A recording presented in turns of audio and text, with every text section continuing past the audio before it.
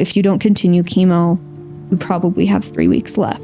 And yeah, that I think right there really, I don't think Hyrum really fully realized he was dying until that point. For me, he was such a positive, he never complained. And so he really built me up. And so in that moment when I saw him kind of like realize that he was dying, it just like crushed both of us. Because it was kind of just like the end, you know?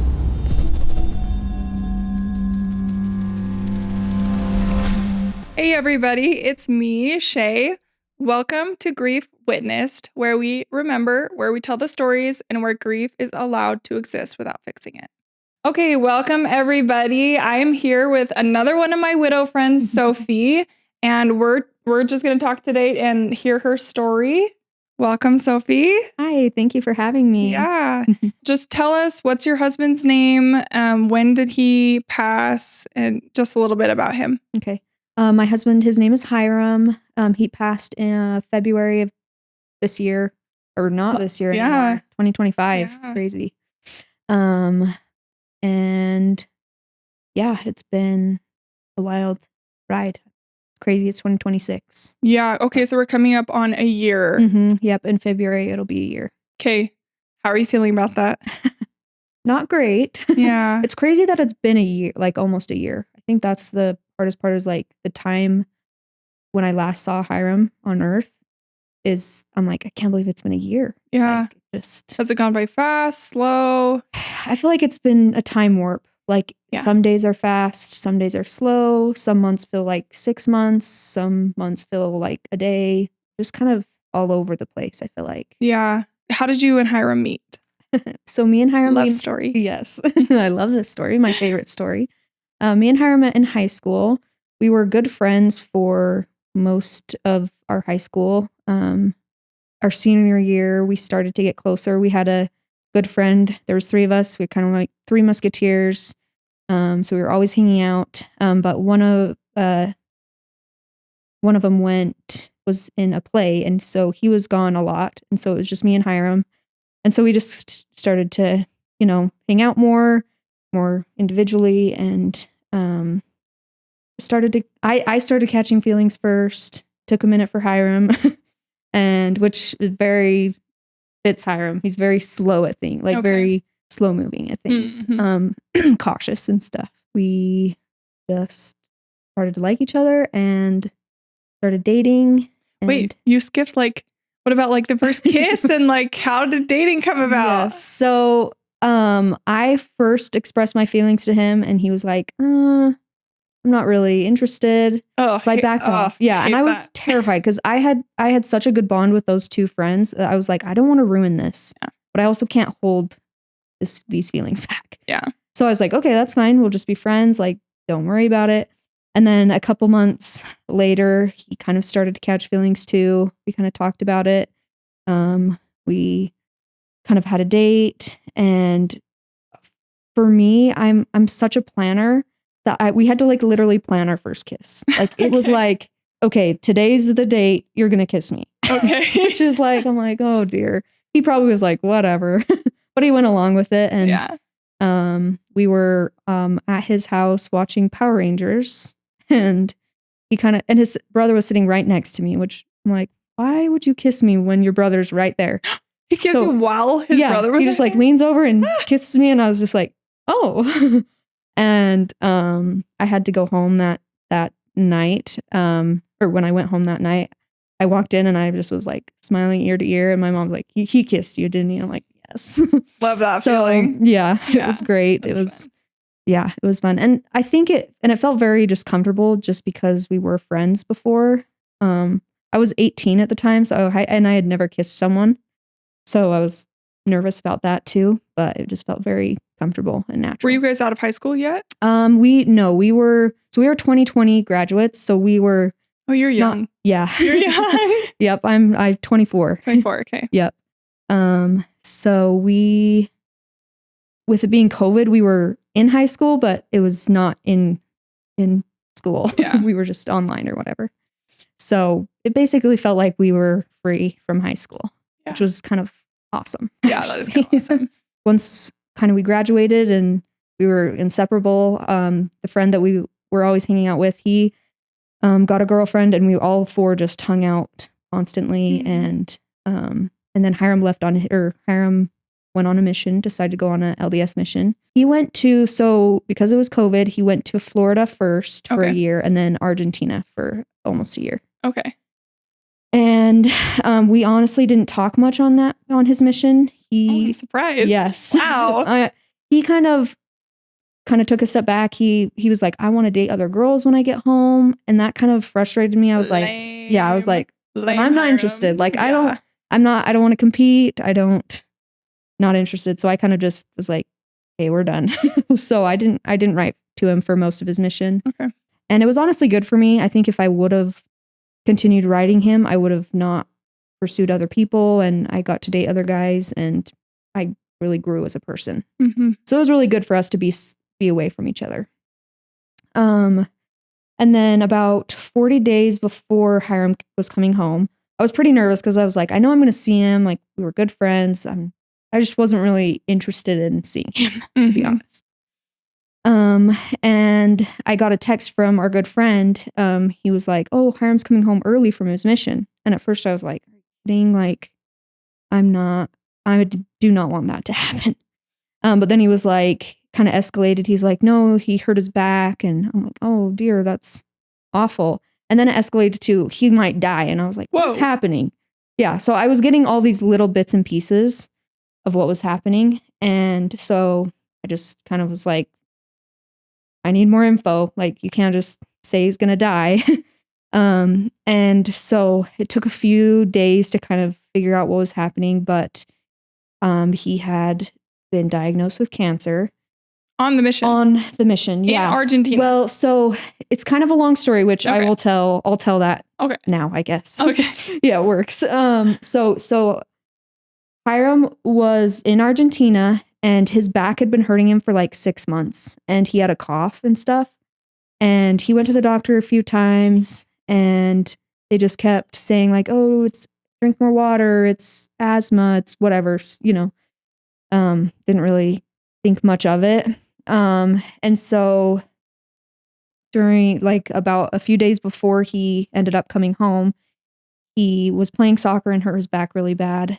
And he was like, maybe I need to pop my back. So he had his companion actually pop his back, and little did he know, it actually broke it. He like broke a vertebrae.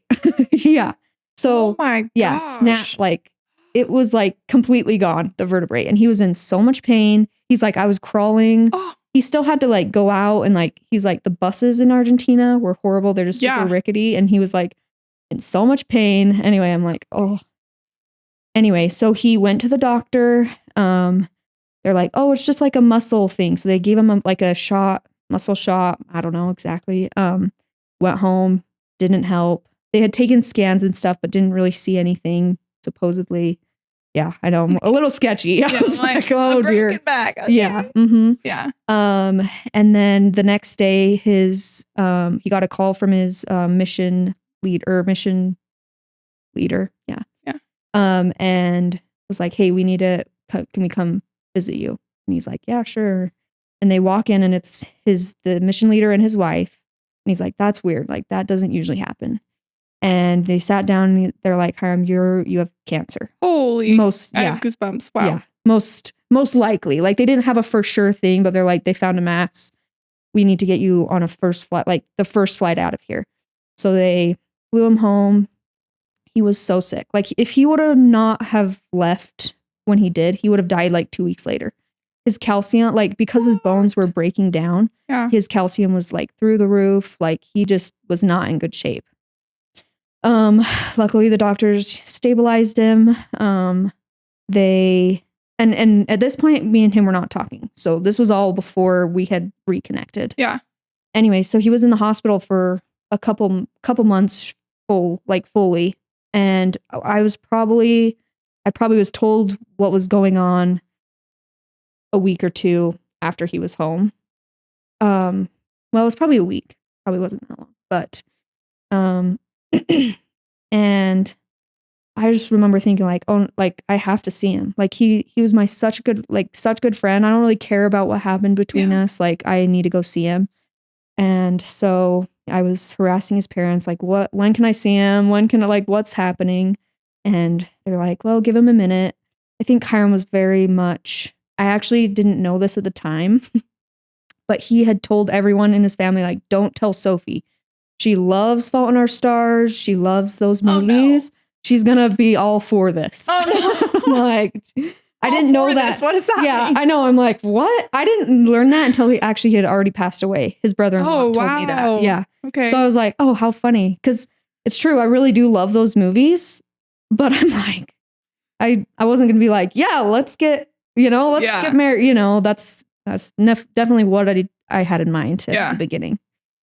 What type of cancer was it? It was rhabdomyosarcoma. It's a childhood cancer, actually. Oh, really rare. Yeah. And so he was 21 when he was diagnosed. And they've never seen that type of cancer in someone so old. Wow. Yeah. So that was it a stage, like, do they stage that cancer? It was stage 4. Okay. So it was stage 4 when he was diagnosed. Yes. Yep. Okay. Wow. Mm-hmm. From the get-go, there's basically not a lot of hope. There was about 0.01% chance of him living.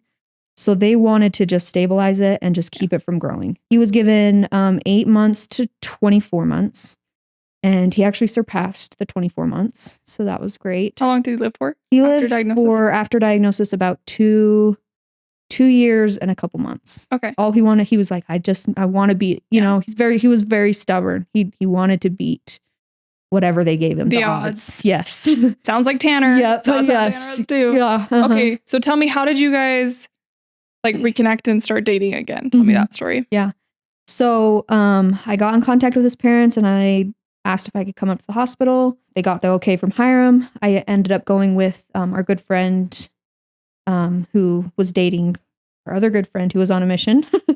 And she came up with me. I was very grateful because I was like, I don't know how this is going to be. It could be really awkward. It could be totally fine. Anyway, so we went up and it was honestly just like old times. Like it was so natural. I felt we just jumped right back into things. We loved playing board games together, especially Hyrum. He loved board games. So we played a board game and it just felt very natural. Yeah. Mostly hung out as friends for probably the next month. I went up as much as I could to the hospital. He came home. We would go get smoothies and just kind of living life pretty simply, like, because it was kind of like we didn't really know what was going on. They were just starting chemo. We didn't know how he'd react to things. We just kind of did things very as much as we could. Yeah. I started to realize I'm like, why am I just dating Hyrum? Like I want to get married. Whoa. Like, okay. Yeah, I had thought about marrying Hyrum for years. Yeah. So it wasn't like anything like crazy, but I just was kind of like, I'm like, we can have, so much more fun. We can do so much more things together. We can experience life. You can have a lot more fun when you're married. Yes, this is true. It's true. And you can just experience life a lot more as a married couple. Yeah. And so I knew that he was I knew he would never bring it up. Hyrum was just like, he didn't want to hurt me. He didn't want because of cancer. Yes, because of cancer. He knew that he wasn't most likely going to make it. Yeah. I mean, it was like we really never thought that he would make it past a couple years. I mean, we hoped. We always hoped, but for the most part, we just knew it wasn't gonna be forever. Yeah, we weren't gonna, So I think he would never have brought it up if I wouldn't have mentioned it. Just because, he didn't want to hurt me. He's like, I don't want to put you through that.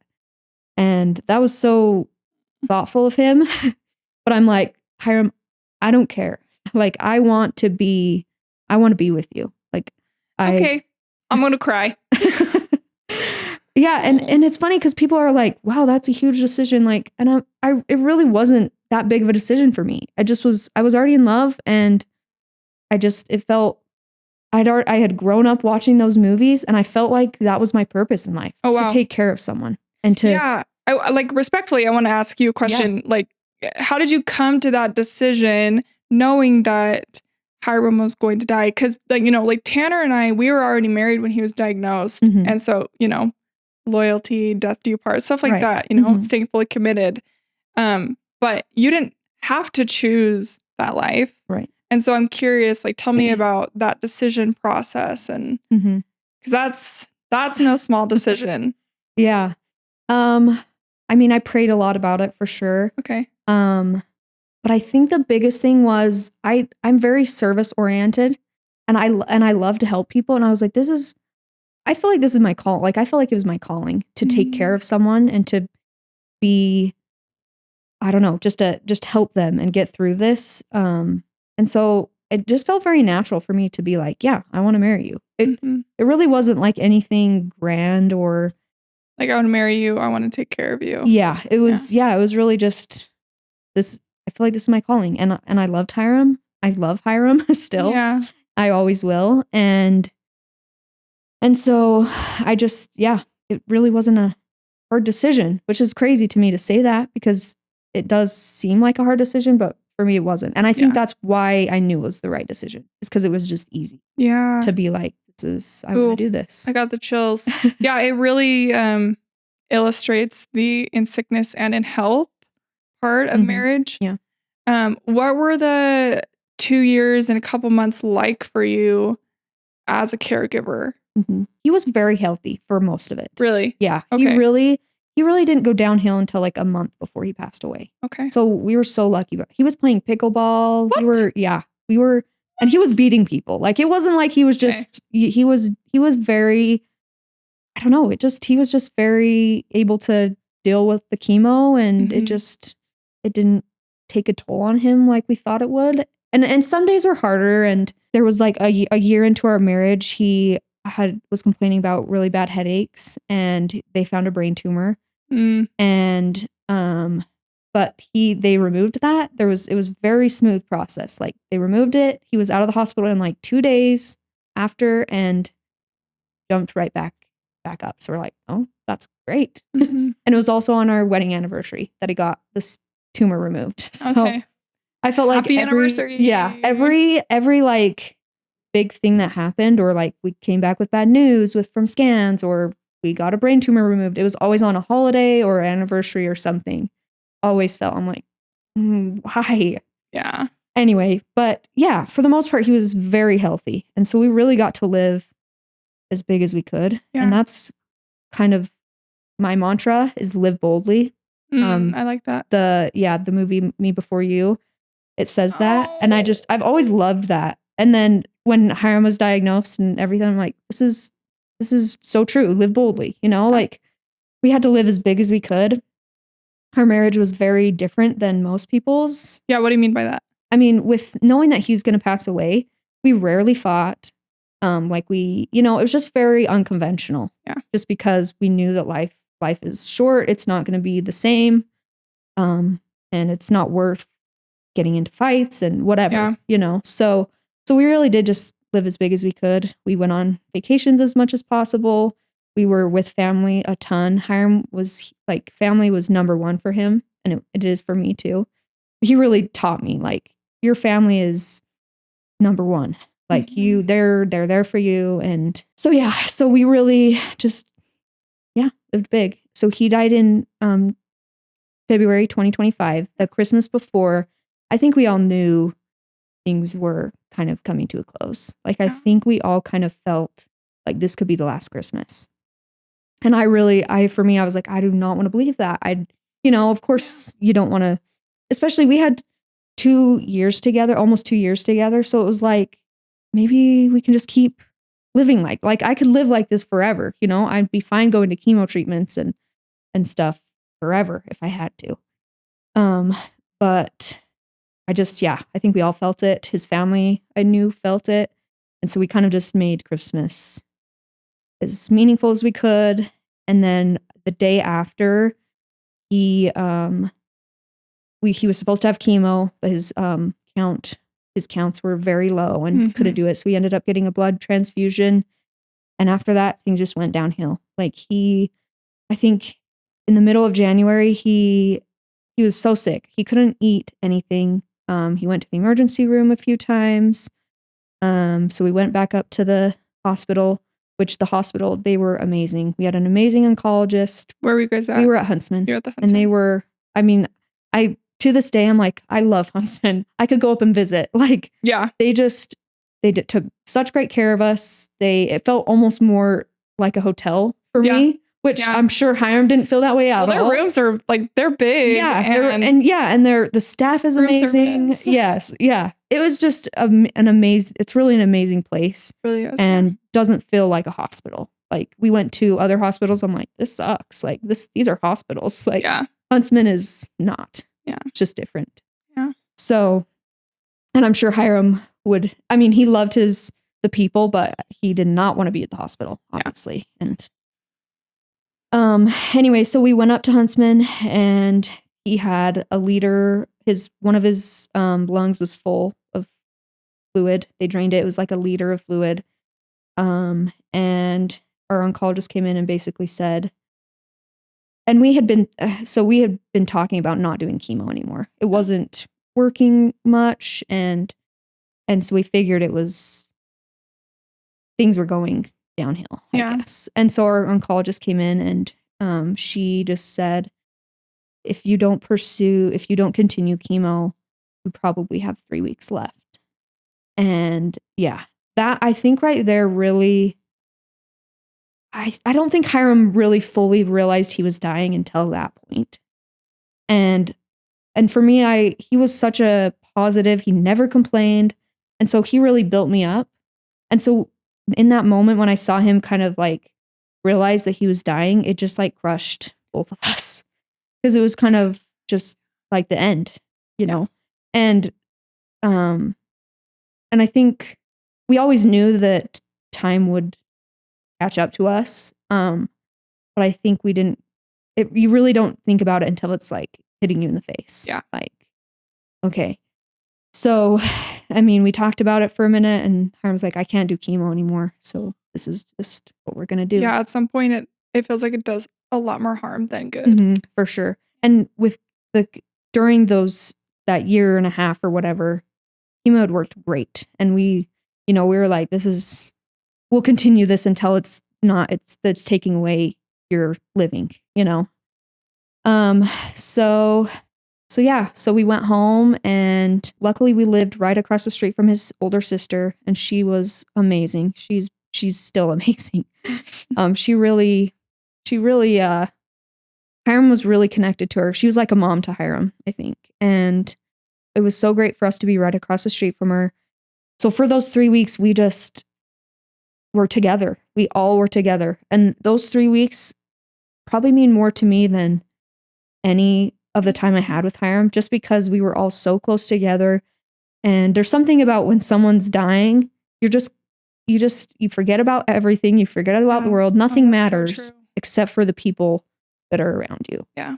And so we just played lots of games, and it was a beautiful 3 weeks. It felt long too. Like I was very grateful for those 3 weeks, and it felt like way more. It was great. How did you witness Hyrum processing what was going on? Mm-hmm. And then how did you process what was going on? Mm-hmm. I think Hyrum it took him a long time to really feel ready. I think we had hospice come on, and they gave us booklets on the death process. And I think he really wasn't ready until a couple days before. And I think it really took him time to just realize what was happening, honestly. I think with us just staying so positive and stuff, and him, I just don't think we really thought about it, to be honest. Yeah. And for me and Hyrum, we didn't talk about a lot of those deep things. It's not how we worked together, I guess. And so I think we both just continued on. We just kept pushing through. And then at the end, it just kind of was like, this is it. This is kind of where we come to. I don't know. So yeah. And for me processing, I really don't think I processed it until after he was gone. Okay. I know like a lot of you, like you Yeah. and a lot of other widows had time to really grieve. Yeah. And I really don't think I was able to do that until after he was gone. Okay. I think I just focused on him as much as I could. And I didn't really think about it. I maybe just didn't want to think about it, I guess. Yeah. And so I really don't think I processed it until after he was gone. Yeah. Are you okay to talk about like the last, day or hours of his life and how that was for you guys? Because I think it's such a it really can be a really beautiful, meaningful time. I love hearing these stories about the last day or hours or whatever, just because mine actually wasn't beautiful or peaceful at all, actually. Okay.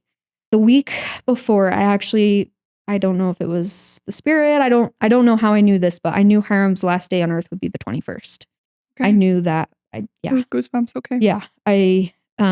So I knew that he would pass either the 21st or the 20, I knew the 21st was the last moment I'd have with Hyrum. So I really kind of had that deadline, which was nice, I guess, because we had him talk to every one of his siblings. We had my family come on that night of the 21st. It was just me and Hyrum's 3 oldest siblings. And they were in the living room. We were in our bedroom. And he was just tossing and turning all night. He was hot and cold. Your body is just, it's shutting down. Yeah. So it has no idea how to regulate temperature. And for me, it was very scary because like 1 second he was like, I'm too hot, and I'm too cold, So I was constantly like running around. There was a peaceful moment where he just was like, come here. And I laid by him and he just like brushed my hair, like petted my hair. And that moment for me was like him saying, I love you.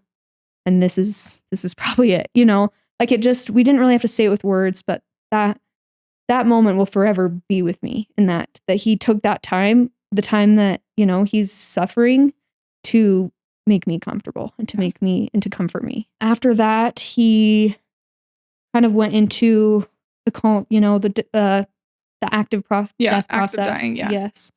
I really had no idea what was going on. I felt like I was 10 years old. Like I was like, I'm a baby. What am I doing? Our hospice nurse, she was amazing. She was obviously, they're not always there. And so, I ended up having his siblings come in. I'm like, I don't really know what to do. He's like, he was, just writhing. I just want to die. Like just in lots of pain. I called the nurse. She's like, give him some medicine, which was crazy. This was before he went into the active dying process? Oh, yes. Sorry. Okay. This was before. And then, hospice is hell. Yeah, it is. And it's really interesting too, because I'm like, I'm giving him these drugs that are not low-key drugs. They're and I'm like, I'm not a nurse, but here we are. I get it. It's crazy. Yeah. Like, I just like, and obviously you don't want to be like, give him too much, but it's just a crazy thing to be in. Yeah. I guess. So anyway, as he was kind of writhing and just kind of saying he wants to die, I had his siblings come in, called the nurse, gave him some medicine, and that kind of calmed him down enough to finally kind of just not kind of go into a coma. Yeah. And I've heard that it can take days. I did not want that to happen. I was like, I cannot do this for 10 days or whatever it takes. And luckily I had called the nurse and she was coming, and when she got there, it was so much better because here we are, the oldest person in the room was 25 years old. So like we've never experienced this. Our loved one is dying. Like it was just a mess, I felt like. Anyway, the nurse got in, she kind of started walking us through the process. And just kind of like, okay, here's this, he's doing this breathing. And, oh, this means, anyway, so what kind of walking us through the process. And I was so grateful for her because I was like, I'm so glad this is normal. What's he's going through this is normal. we were able to take his oxygen off. Yeah. Which I would never have done because I'm like, he can't breathe without it, you Yeah. know, but she's like, no, it doesn't help anymore. And at the end, it really, so he kept like jerking, and your body is, especially with him being so young, his heart was fighting, like his body is fighting to stay alive. And so I think a lot of times movies show maybe elderly or people dying peacefully. For me, it wasn't that way at all. It wasn't that way for me either. Like it was very, he was very jerky. He kept like grinding his teeth. Like it was just very scary. Yeah. Like just not pleasant. Yeah.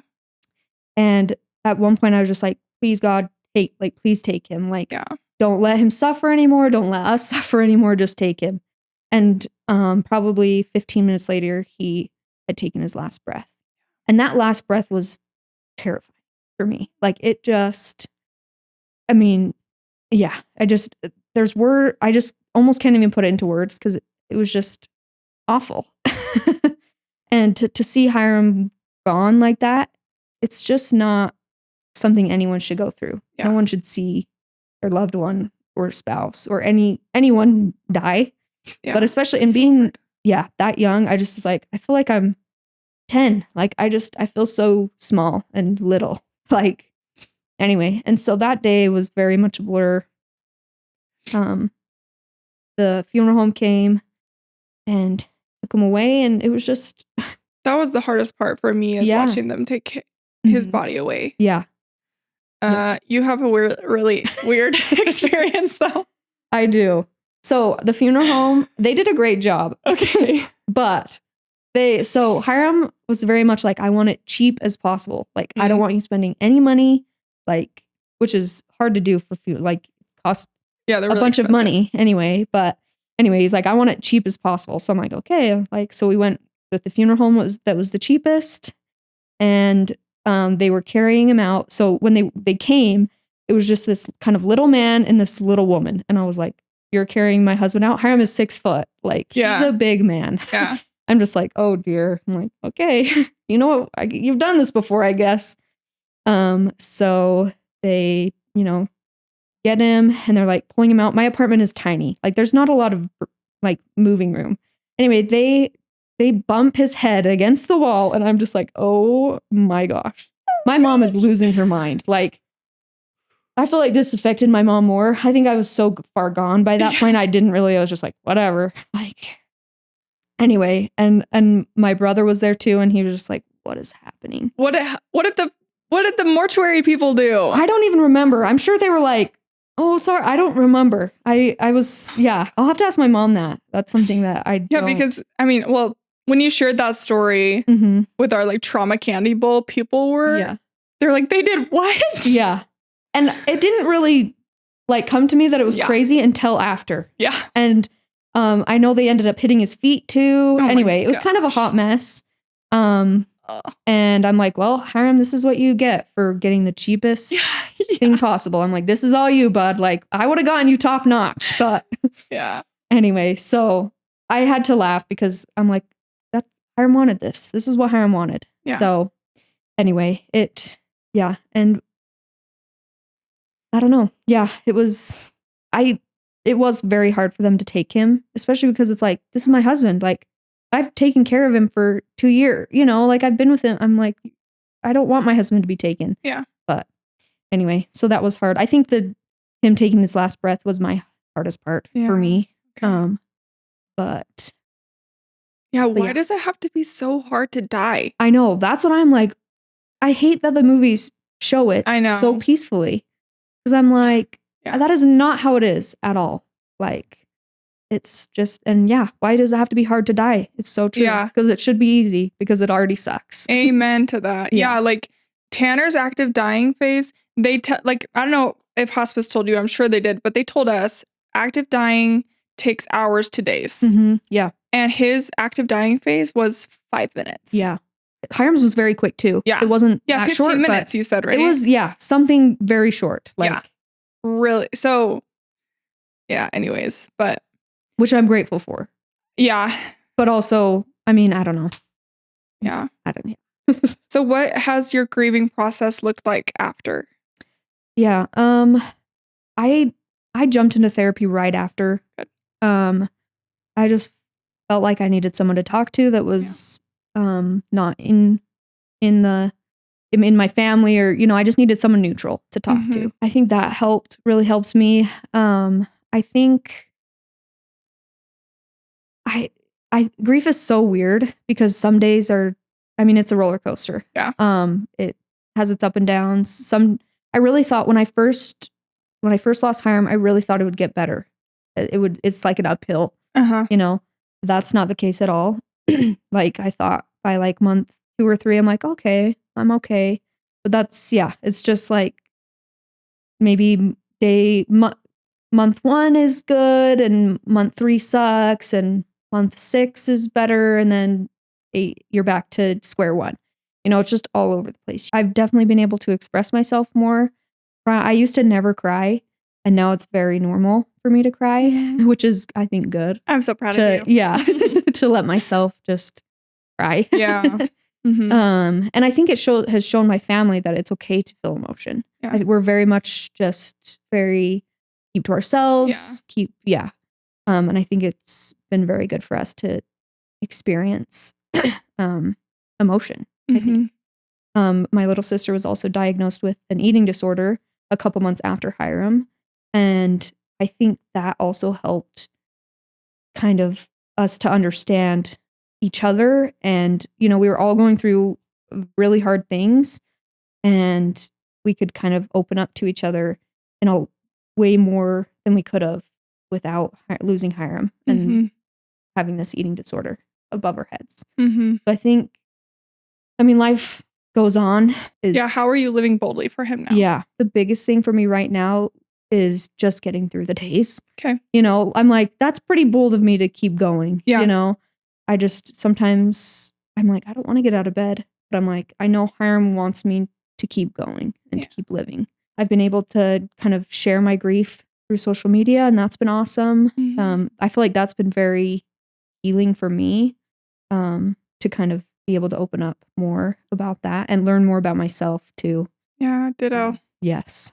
I think everyone needs to know what your Halloween costume was, because it was amazing. Thank you. I love Halloween. Halloween is my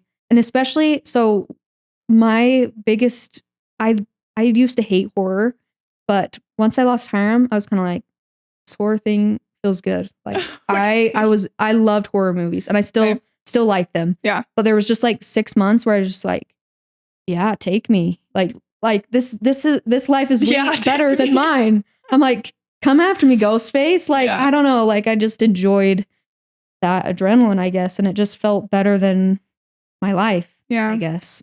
So anyway, Halloween was huge. I love Halloween, but this year especially, it just helped me. I don't know. Anyway, so I've always planned my costumes early, and I was like, oh, I'm going to be Corpse Bride because my husband's dead. Yeah. And I might as well be a corpse too. So yeah, I was Corpse Bride this year. You looked amazing. It was so fun. Like it was, I loved, I had never done like full makeup before. And so it was so fun to do. And I'm like, I have a headstone and everything. You went out and took pictures show off. with Hyrum. Yeah, I'm like, this is great. I mean, as great as it can be when your husband's making the best of it. I'm sure he loved it.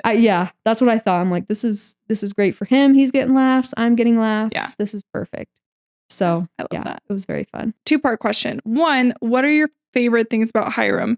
And 2, what's a favorite memory with Hyrum? My favorite things about Hyrum, number 1, he was so smart, and so just he kept his wits with him until the very end. We were playing a game, Skull King, and this was 2 days before he passed away, and he was winning us. He was just so smart. I'm like, that brain just, and he was so calm. He always kept me, I have very high anxiety. And so having him around, I felt like I didn't have anxiety. It was great. He was so calm. He loved his family, and he didn't care about earthly possessions. It was just people. He just cared about people. And I mean, yeah, I think those, and he was very stubborn. Sometimes I didn't like that, but it really was like, it was Hyrum. Like to him being stubborn, I'm like, that's just who he is. Yeah. And I did love that about him. My favorite memory with Hyrum, we loved playing Settlers of Catan on our phones. We would play games and games of that. I really feel like those moments where me and him just played and he taught me a ton. Like I got way better.